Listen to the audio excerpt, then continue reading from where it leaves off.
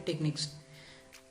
Earlier we have seen about stabilization techniques and different stabilization methods. That is emitter biasing method, that is to stable the Q point, and collector to base bias, and emitter biasing and voltage divider biasing. These are all the stabilization techniques which are used to stabilize the Q point.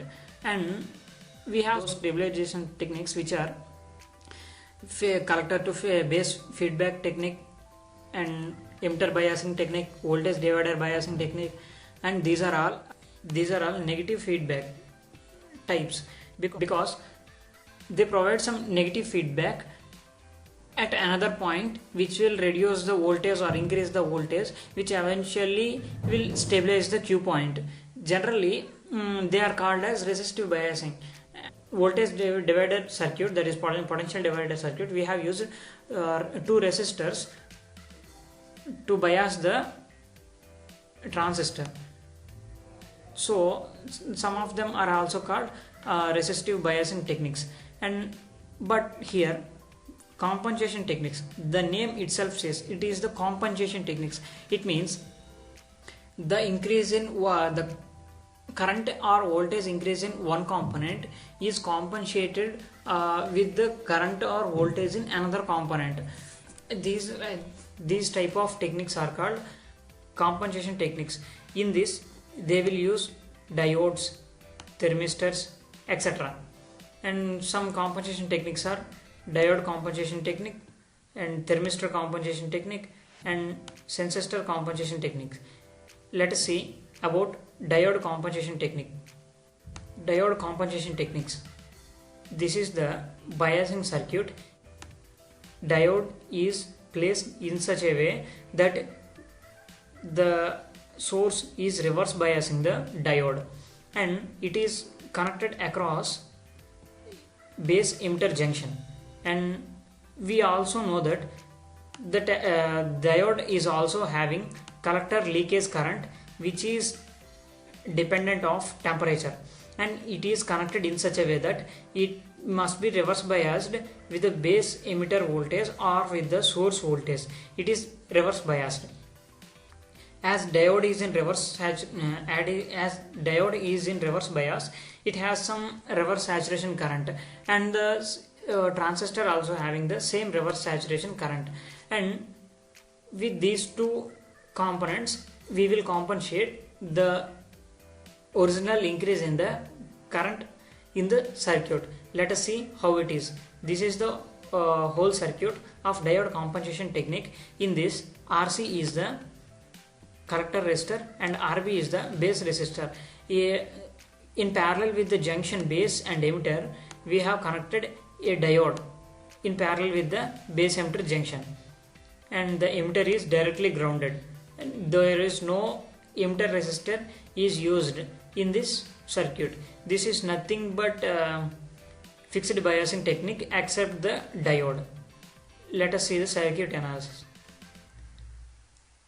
And this is the circuit, and the base current is given by IB is equal to I1 minus IO. That is the IB, that is base current, is equal to I1, that is entering current. As the diode is reverse biased, and we know that current flows from cathode to anode, and so this is the leaving current, and this is the leaving current, and this is the entering current. That is I1 is entering current, and I0 is leaving current, that is the current through the diode. So IB is equal to I1 minus I0, and I1 is equal to VCC minus VBE by RB. That is the current is nothing but I1 is nothing but potential drop across the resistor by the resistance value, that is the VCC minus VBE by RB. And VBE is very small. As VBE is very small, we can neglect this VBE, and the current equation will be I1 is equal to VCC minus RB. We know that the collector current equation of a transistor, that is CMO transistor, is IC is equal to IB into beta plus 1 plus beta into ICBO. That is beta is gain and ICBO is collector leakage current.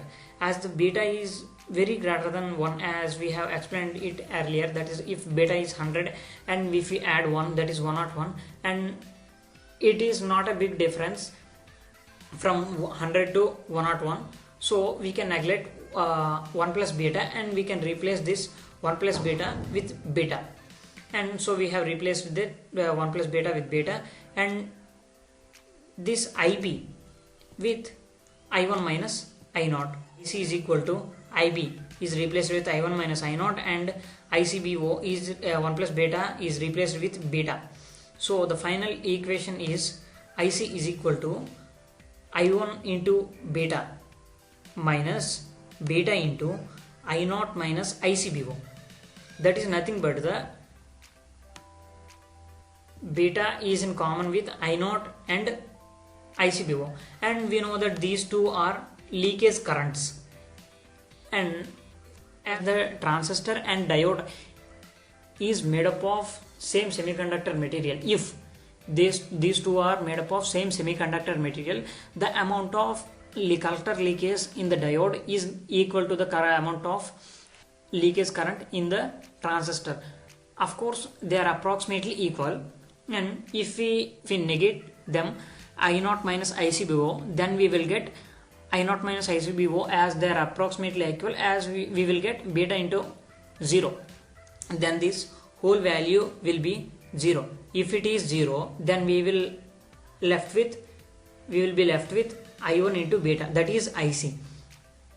That will be the current, collector current, and this collector current I1 into beta. I1 is constant, as the RB is constant and VCC is constant, I1 is constant and beta is constant, that is the gain. So the diode compensation technique will makes the transistor Q point stable at a point that is fixed earlier.